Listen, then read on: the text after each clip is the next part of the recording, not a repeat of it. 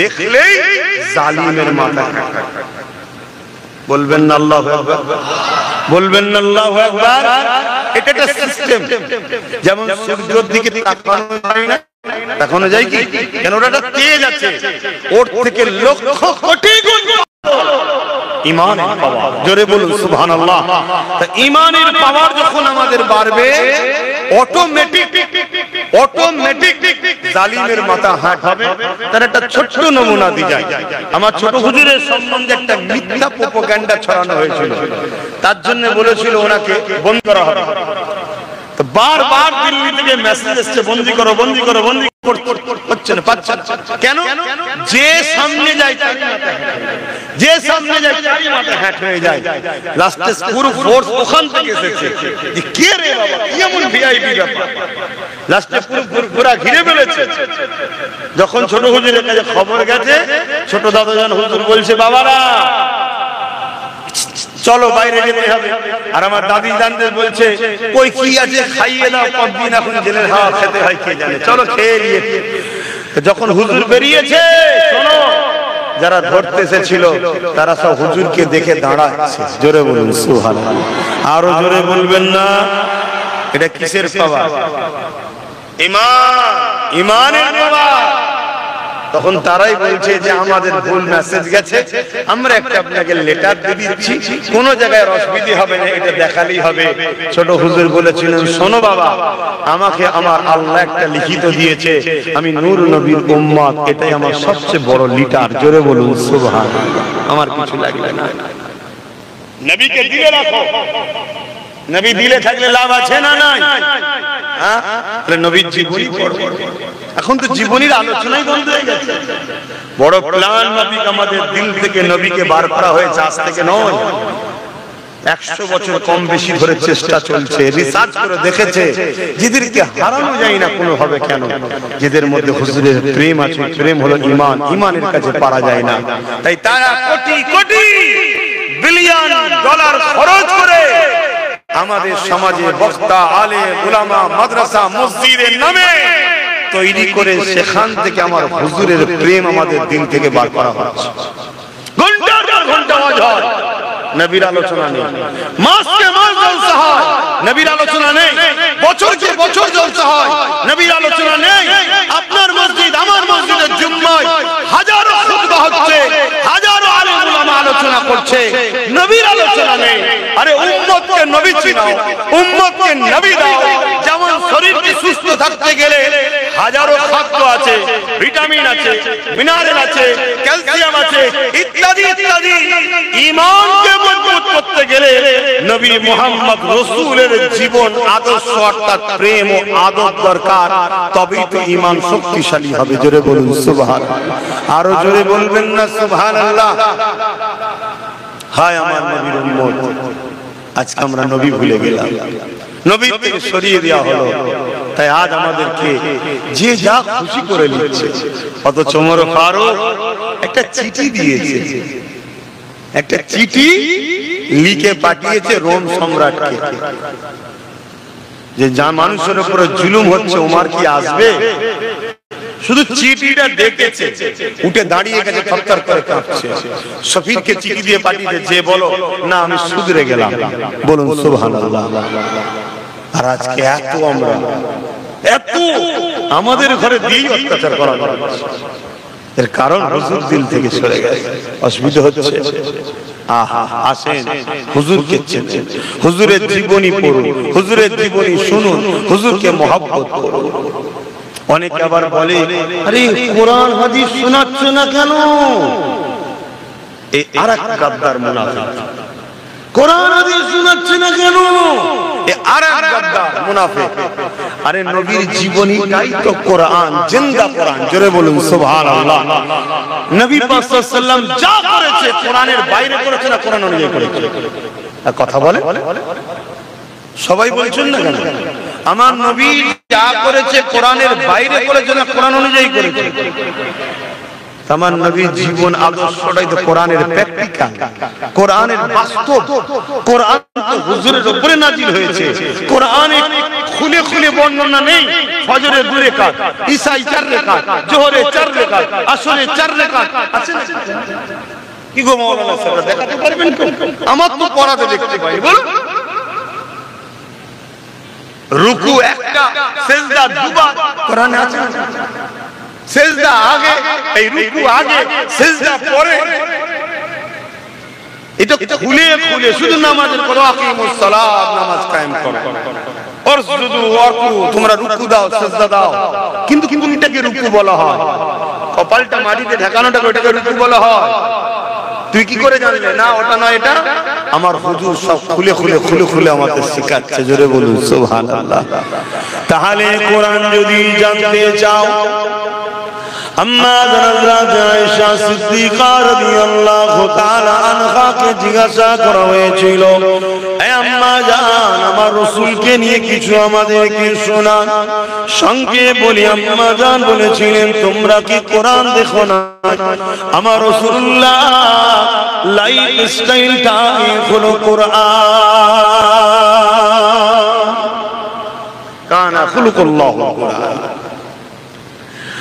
মুসলমান ঘরের ছেলে মেয়েরা, তরুণেরা, আমার নবী পাকের নিজের হৃদয়ে রাখুন, যাদের দিলে রাসূল থাকবে তারা কত সম্মানিত হবে। শুনুন, এই যুবকেরা, তরুণেরা, আজ নতুন নয়, আল্লাহ দিনের উপরে টার্গেট করা, মসজিদকে টার্গেট করা, মাদ্রাসাকে টার্গেট করা, এটা আজকে নতুন নয়। কেউ হালকা হালকা করে করছিল, তখন আমরা ট্রিটমেন্ট করিনি, তাই রোগটা এখন একটু বড় হয়ে গেছে।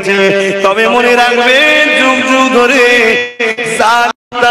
সন্ত্রাসেরা হক নবীদের উপরে, ইসলামের উপরে, মানবতা, সভ্যতা, ধর্মের উপরে, আল্লাহর ঘরের উপরে, মসজিদ, মাদ্রাসা, কোরআনের উপরে বারবার আঘাত দিয়েছে। এটা আমার রাসূল পাক সাল্লাল্লাহু আলাইহি ওয়াসাল্লাম দুনিয়ার জমিনে আসার আগের একটা ওয়াকিয়া আপনাদের শোনাই। শুনবেন না? পিছনের লোকগুলো ঘুমিয়ে পড়লো নাকি? ডান দিকে ভর্তি করা দরকার, বাঁ দিকে ভর্তি করে বসে আছে। ডান দিকে দেখতে পাচ্ছি, আর ওই ফোনটা অন্ধকার করে রেখেছে, কি আজকে আমি দেখতে পাচ্ছি। আচ্ছা, এদিকে দেখুন, আপনারা দেখতে হবে না।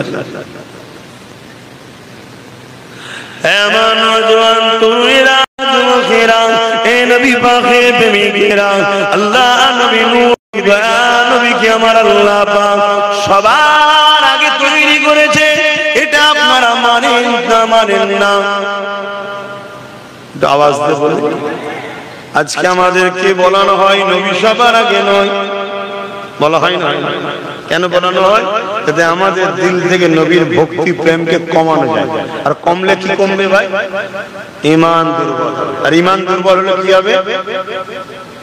যারা সোজা হয়ে দাঁড়াতেও জানে না, পানি খরচ করতেও জানে না, তারাও পিটিয়ে যাবে। পিটাচ্ছে না, পিটাই না?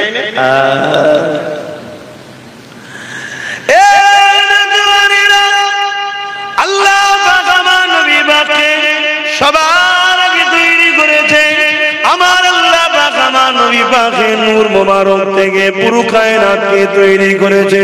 মনে রেখে দেবেন, হযরতে জিবরাইল আলাইহিস সালাম আমার নবী পাকের দরবারে একবার আসলেন। এক তারিখে আসার সময় আমার নবী জিজ্ঞাসা করেছিলেন, ও হযরতে জিবরাইল, আপনার বয়সটা কত? হযরতে জিবরাইল আলাইহিস সালাম বললেন, হুজুর, এমনি ভাবে তো আমি বলতে পারবো না, তবে হ্যাঁ, একটা নমুনা আপনাকে বলতে পারি। আল্লাহ যখন আমাকে বানিয়েছিল, কোনো কিছু আল্লাহ পাকে ছিল না। আল্লাহ পাকের আরশ ছিল, ওই আরশের নিচে একটা নূরের পর্দা ছিল। ওই পর্দার নিচে আমাকে আল্লাহ থাকতে দিয়েছিল। আমি জিবরাইল যখন চোখটা খুলেছিলাম, ওই পর্দা দিকে যখন নজরটা পড়লো, আমি জিবরাইল অবাক হয়ে গেলাম। ওই পর্দার মধ্যে একটা নূরের ঝলক দেখেছিলাম।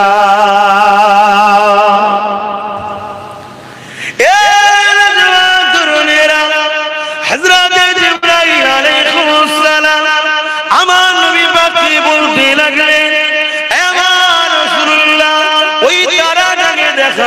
আমি জিবরাইল ওই তারাটার বড় দিবানা হয়ে গেলাম। ওই তারাটাকে বড় দেখার জন্য তামান্না জাগলো, ওই নূরটার দর্শনের জন্য বড় বেচেন হয়ে উঠলাম। কি এমন যেন আকর্ষণ রয়েছে, আমি দেখার জন্য বড় পেরেশান হতে লাগলাম।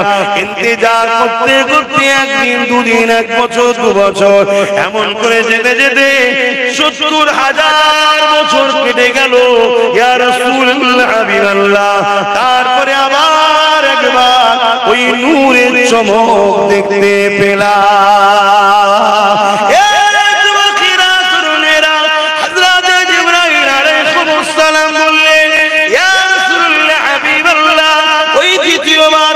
পরে ওই নূরের উপরে আমার টান আরো বেড়ে গেল।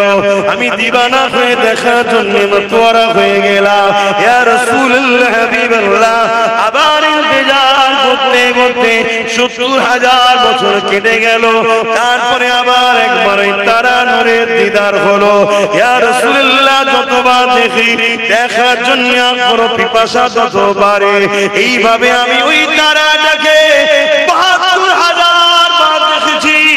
আর একবার উদিত হওয়ার পর ওই নূরটা 72,000 বছর পর আবার জাহির হয়। এইভাবে ওই নূরটাকে আমি জিবরাইল 72,000 বার দেখেছি। আরো জোরে বলুন সুবহান আল্লাহ। আল্লাহ আল্লাহ নবী বললেন, জিবরাইল, ওই নূরটা তোমার নবী মুহাম্মদুর রাসূল। জোরে বলুন সুবহানাল্লাহ। কি গো উম্মত, বলবে না সুবহানাল্লাহ? অনেকে সব কথা শুনে আবার বলে, এটা শুনে আমি কি করব? ও বেটা শেষ, ওকে এই জায়গায় আনা হয়েছে বড় প্ল্যান করে, ওকে বড় প্ল্যান করে আনা হয়েছে। কেন? কবরের জমিনে 3টে প্রশ্ন করা হবে। মান রাব্বুকা, তোমার রব কে? মা দিনুকা, তোমার দিন কি? আর নবীর বেলায় হুজুরকে দেখিয়ে বলা হবে, ইনি মুহাম্মদুর রাসূল। ইনার সম্বন্ধে তোমার ধারণা কি নয়, ধারণা কি ছিল দুনিয়ার জমিনে বলো। এখন তো দেখে বিপদে পড়ে গেলে তো বলতে পারে, হ্যাঁ আমার নবী হয়। ওখানে কি বলতে বলো? যখন মেম্বারে উঠতে ইনার সম্বন্ধে তুমি কি বলতে পারো? উম্মত কি ইনাকে চিনিয়েছিলে? কেন? আল্লাহ তো ইনাকে পাঠিয়েছিল উম্মত গুলোকে ধরে ধরে আল্লাহর সঙ্গে জুড়বে বলে। তো উম্মতের কাজ তো ইনার কাছে আসা, ইনার কাজ তাদেরকে ধরে আল্লাহর কাছে নিয়ে যাওয়া। তা তোমরা কি চিনিয়েছিলে না পাশ কেটে চলে গেছিলে? কথা কিছু বুঝছেন? আমাদের দিলে হুজুরের মহব্বত না থাকার দরুন আজ আমরা বিপদে পড়ে গেছি।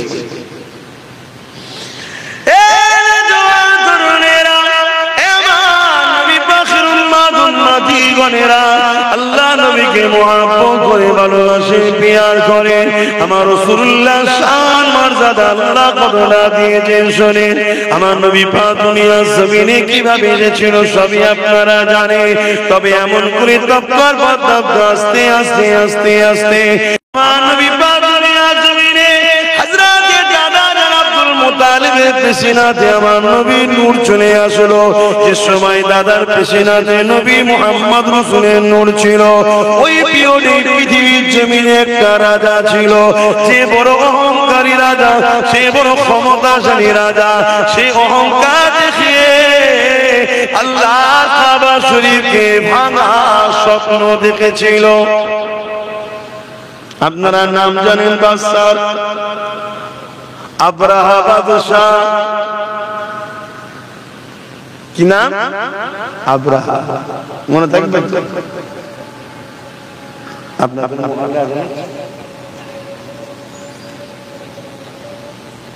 আব্রাহা কথা বুঝে আসছে। এই বাদশাহ সে বিশাল সৈন্য তৈরি করেছে। কি জন্য? আল্লাহর ঘর কাবাকে ভেঙে ফেলবে। আজকে আমার জালিম বিশ্ব জুড়ে ঘুরছে না, ঘরে না আল্লাহর ঘরগুলোকে অপমান করার জন্য ঘুরছে।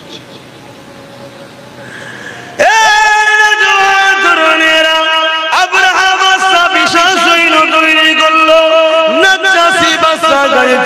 ওখান থেকে সৈন্য নিয়েছে, এমন করে বিশাল কাফেলা নিয়ে আল্লাহর ঘর কাবা শরীফকে ভাঙার জন্য আগিয়ে আসতে লেগেছে। এবং আব্রাহা নিজে একটা বিশাল হাতির উপরে চেপে এমন করে কাবা দিকে আগিয়ে আসতে লেগেছে, বিশাল বাহিনী নিয়ে, অস্ত্র শস্ত্র নিয়ে, তীর বল্লম ধনুক নিয়ে, লোহা সজ্জিত করে নিয়ে এইভাবে তারা কাবাকে ভাঙার জন্য মক্কার জমিনের দিকে রওনা দিতে লেগেছে। কিছু দূর আগে আসার পরে শোনো গো, শোনো গো, শোনো গো, ওই আব্রাহা বাদশা তার সৈন্যদেরকে নিয়ে একটা ফাঁকা জায়গায় তাঁবু তৈরি করলো। ওই তাঁবু তৈরি করে নিয়ে সেনাপ্রধানদের সঙ্গে আলোচনা করতে লাগলো। কিছুতে একটা বাহানা দরকার, এমনি এমনি ডাইরেক্ট কি করে হামলা করে কিছুতে একটা বাহানা তৈরি করতে হবে। বুদ্ধি পরামর্শের মধ্যে উঠে এলো মক্কার মানুষেরা উট গৃহপালিত পশু লালন পালন করে, বিভিন্ন এলাকায় সেগুলোকে চরণের জন্য ছেড়ে দেওয়া হয়, ওগুলোকে বন্দি করে নেওয়া হোক। তারা বন্দি যখন করবে, তারা এই বাহানে আমাদের সঙ্গে কথা কাটাকাটি করবে। ওই কথা কাটাকাটিতে আমরা তাদের উপরে হামলা চালিয়ে দেব। কথা মতো কাজ হয়ে গেল। মক্কার মানুষের উটগুলোকে বন্দি করতে লাগলো। ওই বন্দির মধ্যে আল্লাহ নবীর দাদা যান হযরত আব্দুল মুত্তালিব হুজুরের 200 উট ছিল। ওই উটকেও আব্রাহা বাহিনী বন্দি করে ফেললো। কিন্তু কেন বন্দি করলো? যাতে করে তারা এসে কথা কাটাকাটি করে, এই সুযোগে আমরা লড়াইয়ের একটা রাস্তা পেয়ে যাই। শুনছেন তো? যেমন আজকের আব্রাহা ভালো চেষ্টা করছে, এটা বাহানা করছে, পায়ের উপরে পা দিয়ে ঝগড়া করছে না, করেন? কখনো টেনে মারছে, কখনো চাকরি করতে গেছে মারছে, কখনো মিডিয়ার মাধ্যমে গাল দিচ্ছে, কখনো আল্লাহর নামে লাইটিং এ উল্টো পাল্টা করছে, কখনো একটা ফটো টাঙিয়ে দিয়ে তাতে ইটা সিটা লিখে দিচ্ছে। কি হচ্ছে না হয়? এটা বাহানা যাতে করে একটা ঝগড়া করা যায়। শুনছেন তো নাকি? এই বাহানা খুঁজতে খুঁজতে খুঁজতে লাস্টে এমনও খুঁজছে যে এই মসজিদে এই আছে, ওই মসজিদে ওই আছে, ওই মসজিদে ওই আছে, এরকম সব করছে না, করছে না। এমনকি এর আগে কি করেছে, মসজিদের সামনে বাঁদর নাচানোর মতো নেচেও এক কথা বুঝছেন না? তবে এই সব কিছুর পিছনে আমাদের কথা বলছো না তো? আচ্ছা, একটু দোষ আছে ভাই, একটু দোষ আছে।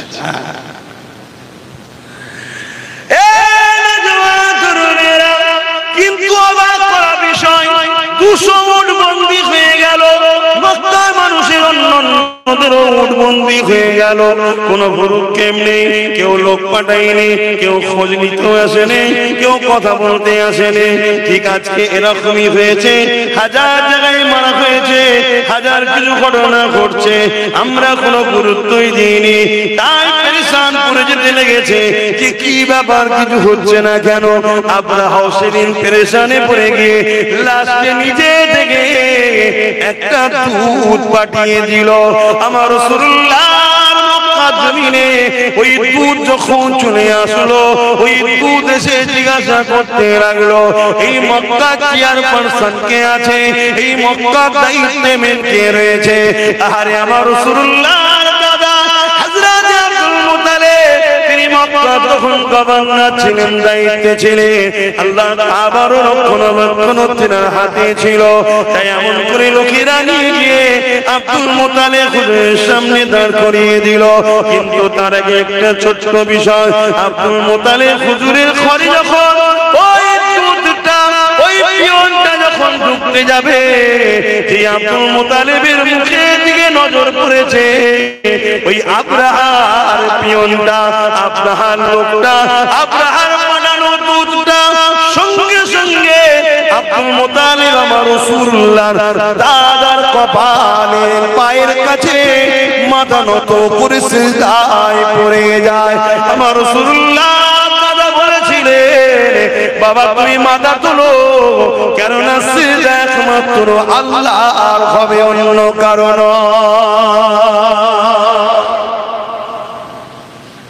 রসুলের দাদার মুখের দিকে যেই তাকিয়েছে মাথা নত করে সেজদায় পড়ে গেছে। কারণ আগেকার সময়ে রাজাদের কাছে মানুষ মাথা নত করতো, শুনছেন তো নাকি? আবার নতুন করে এই সিস্টেম চালু করতে চাইছে। এই সিস্টেমের সবচেয়ে বড় বাধা হয়ে দাঁড়াচ্ছে ইসলাম। ইসলাম এক আল্লাহ ছাড়া কারো সেজদা কি ইজাজত দেয় না। অসুবিধা হচ্ছে নাকি আপনাদের? তোমার রসুলের দাদা কি বলেছিলেন? সেজদা একমাত্র কার? আল্লাহ। এ থেকে কি বুঝে যাচ্ছে রসুলের দাদা বলুন ইসলামের উপরেই ছিল, জোরে বলুন সুবহানাল্লাহ। দ্বীনে ইব্রাহিমে ছিলেন, জোরে বলুন সুবহানাল্লাহ। তখন ইব্রাহিম নবী দ্বীনের উপরে কায়েম ছিলেন। কথা বুঝা যাচ্ছে? কিন্তু আজ আমাদের কাছে সমাজে কিছু কথা শেখানো হয়। সে কথা হলো কি, যে রাসূল পাক সাল্লাল্লাহু আলাইহি সাল্লামের আব্বা আম্মা জান্নাতি না জাহান্নামী? প্রশ্ন করা হয় না, হয় না? এই এক চক্রান্ত আমাদেরকে যারা মিটাতে চাই তাদেরই অর্থে চলা মুনাফিক দালাল উলামাদের। কথা বুঝা যাচ্ছে? আরে আমার নবীর দাদা যদি এক আল্লাহ মাননেওয়ালা হয়, তিনার নবীর দাদা ছেলে হযরত আব্দুল্লাহ আমার নবীর আব্বাজান, তিনিও ইসলাম ও আম্মা আমিনা ইসলামের উপরে ছিলেন, জোরে বলুন সুবহানাল্লাহ। আমি বুঝাতে পারছি? আমরা অনেকে মনে করি ইসলাম আমার নবী থেকে শুরু হয়েছে। না, ইসলাম বাপ আদম থেকে শুরু। আমার নবী কমপ্লিট করে সিল মোহর করে দিয়ে গেছে, জোরে বলুন সুবহানাল্লাহ। বাবেরা নওজওয়ানেরা ওই জায়গাতে আসি, আমার নবী পাকের দাদার কপালে তখন আমার নবী পাকের নূর মুবারক রক্ষিত ছিল। আমার নবী পাকের নূরের চমকেতে এমন করে আব্রাহা বাদশা সেনাপ্রধান এবং তিনার উঠি সিজদাতে পড়ে যেতে লাগলো। অনেক বড় কথা এমন করে বলতে লাগলো, হে আব্রাহা বাদশা লোক বলতে লেগেছে, হে মক্কার গভর্নর, হে মক্কার দায়িত্বে যিনি রয়েছেন আব্দুল মুত্তালিব, আমাকে আব্রাহা বাদশা পাঠিয়েছে এমন করে মক্কার উপরে হামলা করবে। আমাদের লক্ষ্য কাবা ঘরকে ভেঙে দিয়া তোমাদের সঙ্গে কোনো লড়াই করা নাই। তোমরা সাইড হয়ে যাও, সাইড হয়ে যাও, আমরা আসবো কাবাকে ভাঙবো আর চলে যাবো, এটাই হলো আমাদের লক্ষ্য। আমার রাসূলুল্লাহ দাদা কি উত্তর দিয়েছিলেন শোনো, তোমার বাদশা আব্রাহাকে যে বলবে যাও আমার 200 উটকে বন্দী করেছে, ওই 200 উটের মালিক আমি, আমার 200 ইট আমাকে ফিরিয়ে দিতে বলো। কাবার মালিক তিনি তিনার ঘর দেখে নেবে।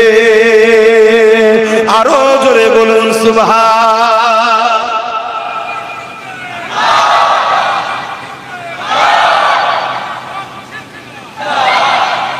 আল্লাহ। এই কথা শুনে দুধ বড় অবাক হয়ে গেল, এত সহজে ছেড়ে দিচ্ছে, এত সহজে ছেড়ে দিচ্ছে। তো এই জায়গায় ওই যে পিয়ন যে এসেছিল সে বলছে এই কথাটা আপনি আব্রাহার কাছে গিয়ে বললে আরো বেশি সুবিধা হয়। আল্লাহ নবীর দাদা অনেক বড় কথা, আব্রাহার কাছে যাচ্ছে। আব্রাহা তাঁবুর মধ্যে একটা ঘর আছে, সেই ঘরের মধ্যে আছে চতুর্দিকে সৈন্যদের ঘিরা। কথা বুঝে আসছে? তো এই দুধ যে পিয়ন এসেছিল সে বলছে আপনি একটু বাইরে দাঁড়ান, আমি ভেতরে গিয়ে রাজা মশাইকে আপনার সম্বন্ধে একটু জানাই, জানিয়ে এসে আপনাকে নিয়ে যাব। তা ওই আব্রাহার যে পিয়ন ছিল সে গিয়ে আব্রাহাকে বলতে লেগেছে, আরে যিনি আসছেন মক্কা সর্দার এবং ইনার মধ্যে কিছু বাত আছে, একটু সাবধানে আপনি কথা বলবেন। এই রাসূলের দাদা তারিফ শুনে না আব্রাহা বড় অহংকারী ছিল, সে রেগে গেছে। আরে তুমি আমার খাও, ওর প্রশংসা করো, ওর গুণ গাও, ডাকো ডাকো, আমি পৃথিবীর সবথেকে শক্তিশালী রাজা, আমি যে কোনো দেশ, যে কোনো মুলক, যে কোনো জায়গাকে আমি যে কোনো সময় কব্জা করে নিতে পারি, আর তুমি আমাকে একটা সামান্য ব্যক্তির সম্বন্ধে তুমি কি শোনাচ্ছ? হায় রে বোকা, সে তো জানে না যে কাকে ডেকেছে।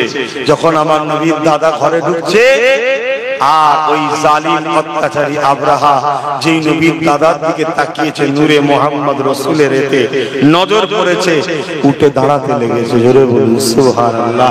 আরো জোরে বলবেন না সুবহানাল্লাহ। আমি আগে বললাম না, দিলে হুজুর রাখেন, জালিম যত বড়ই হোক সে আপনাকে দেখে সম্মান করবে, ঘাবড়ে যাবে। কথা কিছু মাথায় ঢুকছে?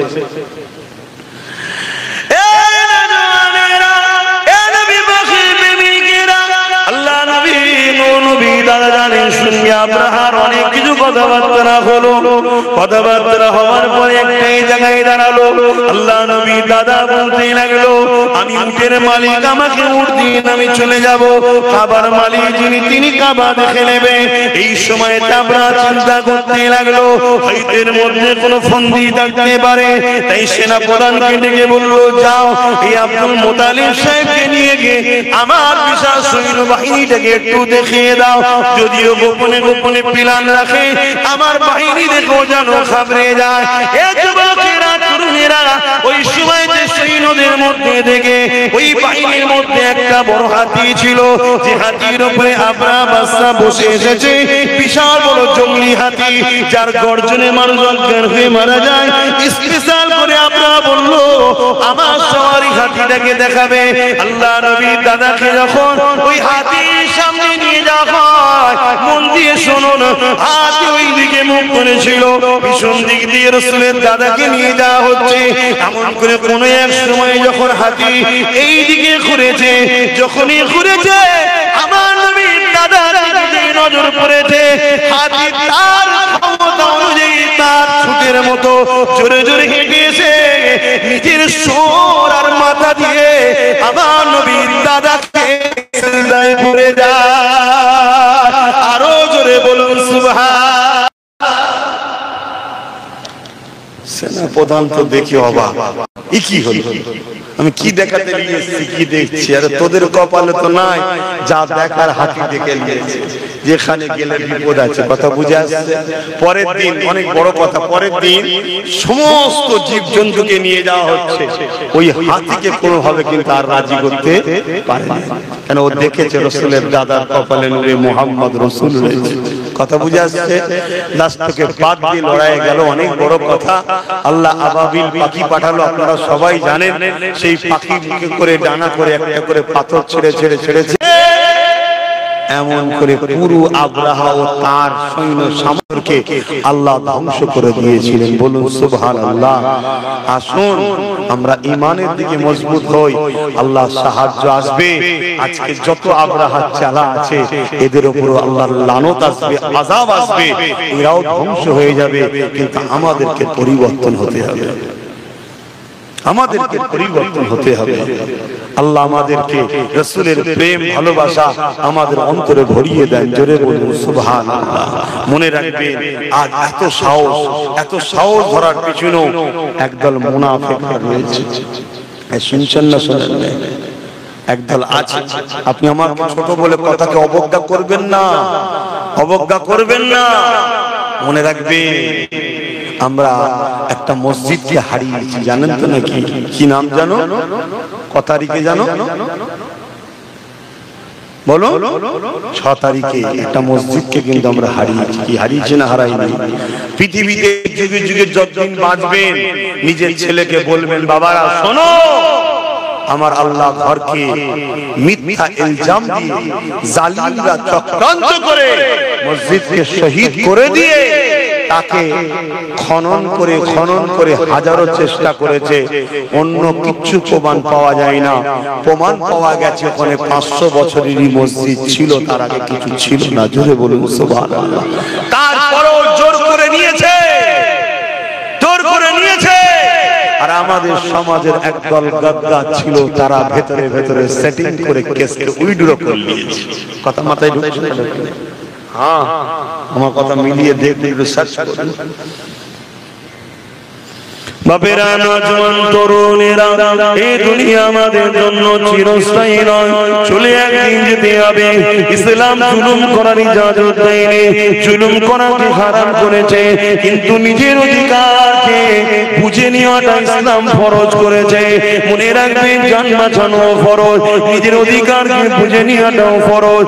এই যুবকেরা, তরুণেরা, বাপেরা, ইসলাম কারো ধর্মের উপরে আঘাত দিবার ইজাজত দেয়নি, তাই কখনো দেওয়া যাবে না। কিন্তু নিজের ঐতিহ্যের উপরে কেউ জুলুম করলে সেখানে প্রতিরোধ করে তোলার ইজাজত ইসলাম দিয়েছে।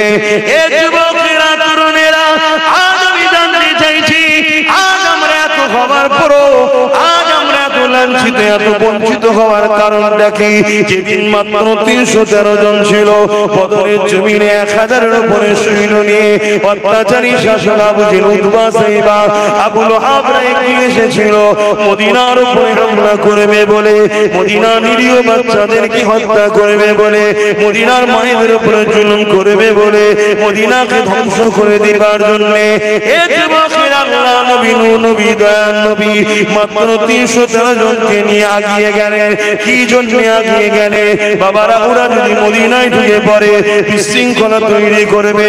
মদিনার বাচ্চারা রয়েছে, মদিনার পুরোরা রয়েছে, মদিনায় নারীরা রয়েছে, ওদেরকে মদিনায় ঢুকার আগে ওদেরকে ওখানে লুকে বুঝাবো, কথা বলবো, আলোচনা ওখানে হবে। চলো বাবা, এই যুবকেরা, তরুণেরা, যেতে যেতে যেতে বদর নামক স্থান একটা দেখা গেল। সেই জায়গাতে অলরেডি ওরা পৌঁছে গেছে। নবী এদিক থেকে রওনা দিলেন। আবু জেহেলের দিকে রয়েছে 1000-এর উপরে, তাদের হাতে অস্ত্র রয়েছে, তরোয়াল রয়েছে, তীর রয়েছে, বল্লম রয়েছে। এই অস্ত্র বন্ধ হয়ে গেছে, এই ওয়াজ বন্ধ হয়ে গেছে, জানেন? এই কথা আমার বুঝছেন না? এই ওয়াজ কেন হয় না? এই ওয়াজ করলে আজকে জালিমরা ভাড়া দেবে না, বেশিরভাগ সব ভাড়াটিয়া বক্তা, বোঝেন না কি বোঝেন না? এই ওয়াজ মাদ্রাসায় পড়ানো বন্ধ হয়ে গেছে। এই শুনছেন না? এবার বলেন তো আপনি করছেন কেন? আমি আমার ইমানি দায়িত্ব পালন করছি না, কিয়ামতের দিন আল্লাহ আমায় জবাব দিতে হবে আল্লাহর কাছে। আমি এই ওয়াজ করার জন্য দায়ে বায়ে সামনে পিছনে সব আমার দুশমন হচ্ছে, আমি বুঝতে পারছি, কিন্তু পুরো পৃথিবীও দুশমন হয়ে গেলে আমি কিচ্ছু দাম দিই না। কেন? কি করতে পারবি তোরা বল? কি করতে পারবি? খুব জোর জোর মেরে ফেলবি তো? এর চেয়ে বেশি বেশি করতে পারবে? মরবো তো একদিন বটে, মরবো না? মরবো না? কবে মরবো? যেদিন যেদিন লিখা আছে। আছে না? না, লিখবে পরে, লিখা হয়ে গেছে না, পরে লিখা হবে। কথা বলছে না তো? লিখা আছে না, লিখবে। এই লিখা চেঞ্জ হবে। ঈমান আর গাদ্দার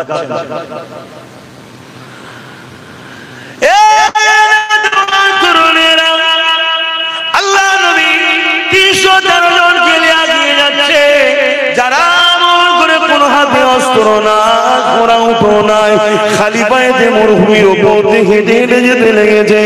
এমন করে হাতে খাজুরের ডাল রয়েছে, আর সামনে দিকে যে কাফেলা রয়েছে, যারা কিনা মক্কা থেকে 430 কিলোমিটার দূরে এসে এমন করে আগিয়ে এসে তারা দেখা যায় এমন করে হাতে অস্ত্র রয়েছে, তীর রয়েছে, বল্লম রয়েছে, সব কিছু নিয়ে তারা এমন করে বদর নামক স্থানে হাজির হয়ে গেছে মদিনার উপরে হামলা করবে বলে। আল্লাহ নবী সেখানে তাদেরকে দাঁড় করিয়ে দিলে। এ যুবকেরা, তরুণেরা, বাপেরা, তারা কোনো কথা শুনতে রাজি নয়। তারা বলতে লেগেছে, এই সুযোগে মেরে দে, এই সুযোগে মেরে দে, কেননা আমাদের সংখ্যা 1000 আর মুহাম্মদ 313 জন।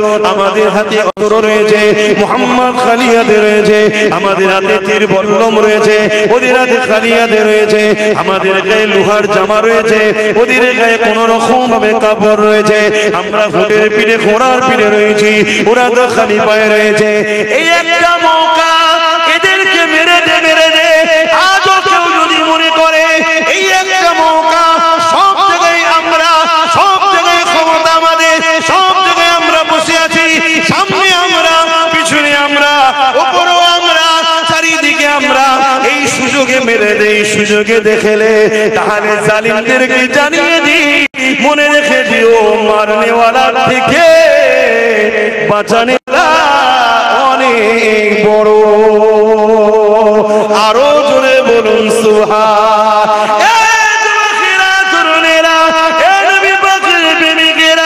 আমাদের অন্যায়টা কোথায় হয়েছে? আমরা সব হাত খালি করে দিয়েছি, যা ছিল একে ওকে তাকে দিয়ে দিয়ে দিয়ে শেষ করে দিয়েছি, কখনো একবারও ভাবলাম না নিজের বাচ্চার ভবিষ্যতের কথা, কখনো একবার ভাবলাম না নিজের মসজিদ মাদ্রাসার কথা, কখনো একবার ভাবলাম না নিজের ঐতিহ্যের কথা, কখনো একবার ভাবলাম না নিজের ভবিষ্যৎ বাচ্চাগুলোর কি হবে। আর দুনিয়া জমিনে সামান্য ভিক্ষাতে আমরা বিক্রি হতে হতে হতে আজ এমন একটা জায়গায় পৌঁছে গেছি, এই যুবকেরা, তরুণীরা, বাবেরা চতুর্দিক থেকে আমাদেরকে মিটাবার জন্য চেষ্টা শুরু হয়েছে। তারপরও কিন্তু বলে যায় চিন্তার কোনো কারণ নেই, শুধু রোডটা চেঞ্জ করে আমার রাসূলুল্লাহর কদমে নিজেকে জুড়ে দাও। মুস্তাফার গোলামের জন্য হাসবুনাল্লাহু ওয়া নি'মাল ওয়াকিল, আমার আল্লাহ যথেষ্ট। আরো জোরে বলুন সুবহান। নিবার হয় না, না নিবার হয় না, আমি তো ডিউটি পালন করছি বাবা, আল্লাহর কাছে ধরা না পড়ে যায়, ডিউটি পালন করছি, আগেও করেছি আজও করছি, নিবার হয় না, না নিবার হয় না।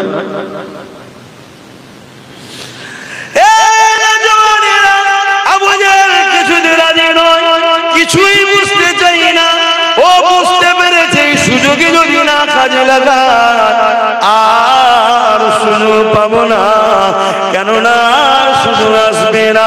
তাই আবু জেহেল রেডি হয়ে গেল, আর আমার রাসূলুল্লাহ আসমানের দিকে মুখটা তুলে বলতে লেগেছে আল্লাহ আপনি যথেষ্ট। এই বলে নবী আমার কাতার সিধে করতে লেগেছে, কাতার সিধে করতে লেগেছে। এই যুবকেরা, তরুণেরা, যেমন একজন সেনা কমান্ডারের কাজ, ওই নেতৃত্ব রাসূল দিয়ে সোজা করতে লেগেছে। ওই কাতার দেখতে দেখতে দেখা যায় ওই কাতারে দুজন ছোট ছোট বাচ্চা রয়েছে, একজনের নাম মাআদ আর একজনের নাম মুআদ। এই দুটো বাচ্চাকে দেখে আল্লাহ নবী দাঁড়িয়ে গেলে, বাবারা তোমরা এখানে কি করছো বাবা? এটা কোনো খেলা করার মাঠ নাই বাবা, যাও মায়ের কাছে ফিরে যাও বাবা, এ ময়দান থেকে চলে যাও বাবা, জালিমদের আজ কত অস্ত্র শস্ত্র রয়েছে বাবা, তোমার মা বড় কষ্ট পাবে বাবা, ঘরের ছেলে ঘরে ফিরে চলে যাও। বাচ্চা দুটো কাঁদতে শুরু করে দিল, ইয়া রাসূলুল্লাহ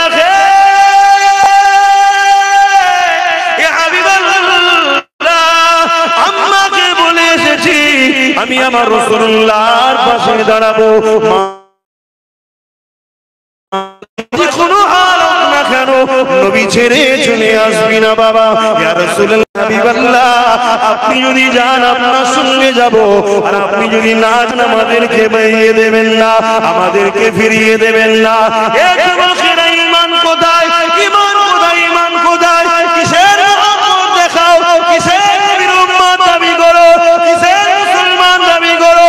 হ্যাঁ দুনিয়ায় তুমি বললে জানাজা হবে, হ্যাঁ দুনিয়ায় বললে তোমার যাদের কোনো পিসায় পীরজারাও আসবে, হ্যাঁ তুমি বললে হয়তো মুসলমান কোন মনে করে জানাজায় দাঁড়াবে, কিন্তু মনে রাখবে মিনহা খালাকনাকুম ওয়া ফিহা নুঈদুকুম ওয়া মিনহা নুখরিজুকুম তারাতান উখরা বলে যখন মাটি দিয়ে চলে যাবে, এই কবরটা তোমার জন্য জাহান্নামের একটা গর্ত হয়ে যাবে। কেননা জীবনে তুমি আল্লাহ দ্বীনের জন্য কি করেছো বলো? আজকে আমরা সহজ ইসলাম পেয়েছি, সহজে মসজিদ পেয়েছি, সহজে মাদ্রাসা পেয়েছি, সহজে কোরআন পেয়েছি, তাই আজকে আমাদের মসজিদ মাদ্রাসার উপরে দরদ না, আমাদের মসজিদ মাদ্রাসার উপরে কোনো খেয়ালই না। আমাদের খেয়াল হলো বেঈমান জালিম অত্যাচারী কাফের বদমাই নেতাদের গদি কি করে বাঁচবে, এদিকেই খেয়াল।